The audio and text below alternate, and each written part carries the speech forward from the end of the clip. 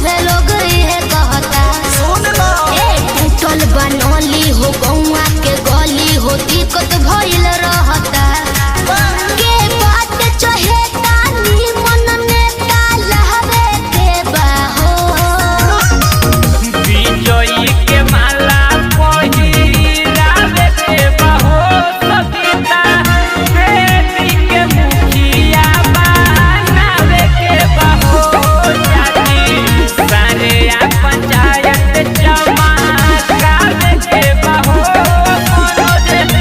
भैया के विजयी बनावे के बाहो जाति। ग्राम पंचायत राज सरिया के भावी मुखिया प्रत्याशी सविता देवी पति मनोज शाह नेता नहीं बेटा बनकर दिखाएंगे, नेता नहीं बेटा बनकर दिखाएंगे। जो काम अब तक नहीं हुआ उसे हम करके दिखाएंगे, हम करके दिखाएंगे। पूरा